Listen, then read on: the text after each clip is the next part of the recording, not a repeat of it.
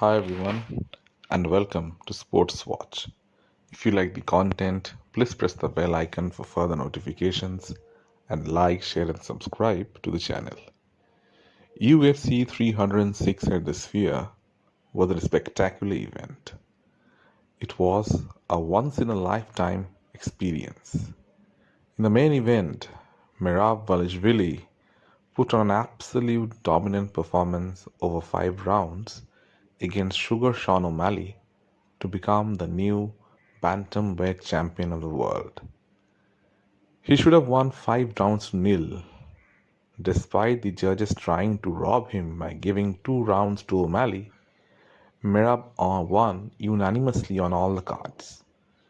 He was a juggernaut in there. He pummeled O'Malley for 5 rounds. He ended the hype trend and bodied O'Malley. Sugar had no takedown defense whatsoever.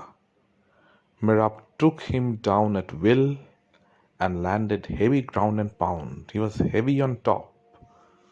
Before the fight, Sean was saying how he would knock Merab out within 2 rounds and then move up and beat Ilya Tupuria.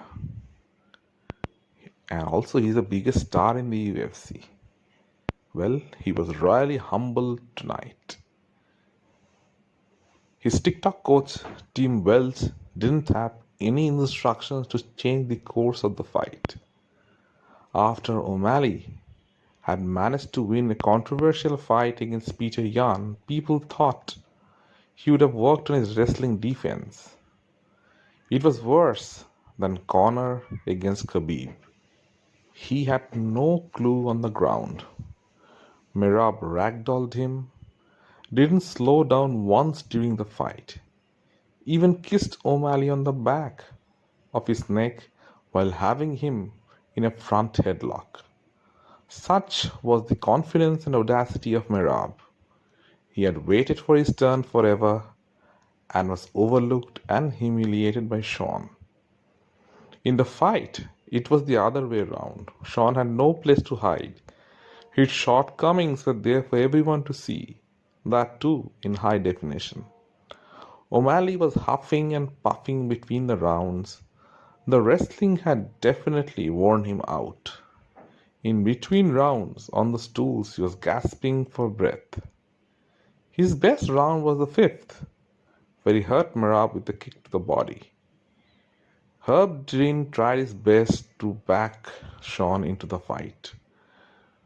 When Merab is 4-0, he's trying to get by the fifth round to win the title. Herb started screaming for both fighters to engage. Why does the referee need to insert himself in a fight when the challenger is easily winning all the rounds? The intensity should have been from Sean's side because he needed a knockout for victory. He was waiting on Merab to engage even in the last round.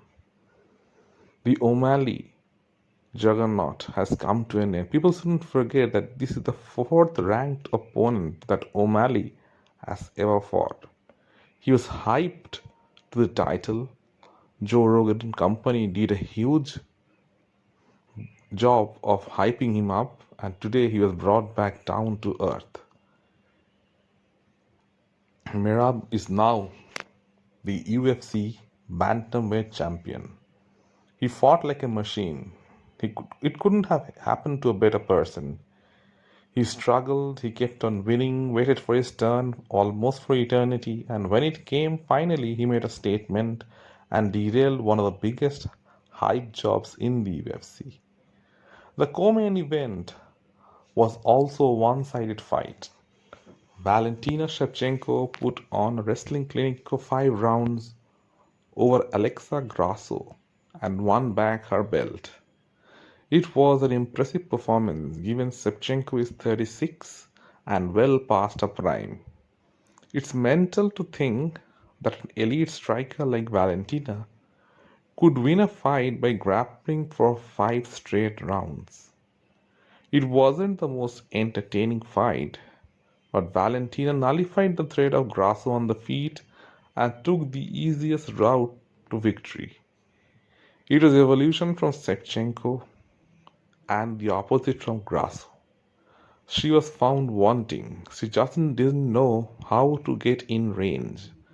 Valentina's team had watched their last two fights and realized that Grasso's success lied on her counter-punching ability when Shevchenko rushed in. In this fight, they made a tactical change to wait for her and let her to come to them. And when she did, Valentina timed her and took her down. Alexa was good on the ground, but Valentina was a step ahead of her all the time. To win the belt back at the age of 36 against an upcoming talent like Alexa Grasso speaks volumes as to how good Valentina Shevchenko is as a fighter.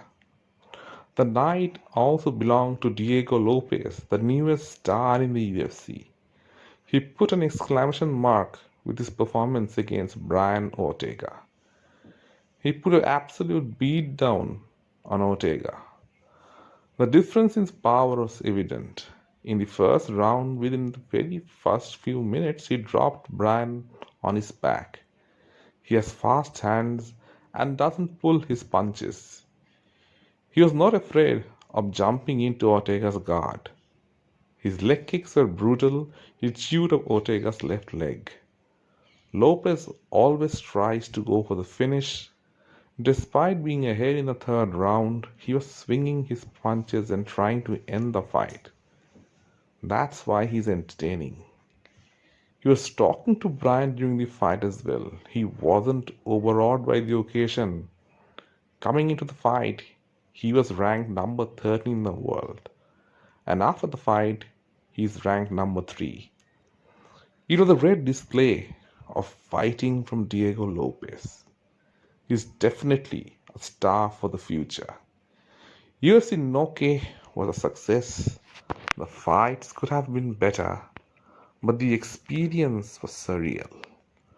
Let me know in the comment section what you feel. And if you like the content, please like, share, and subscribe to the channel.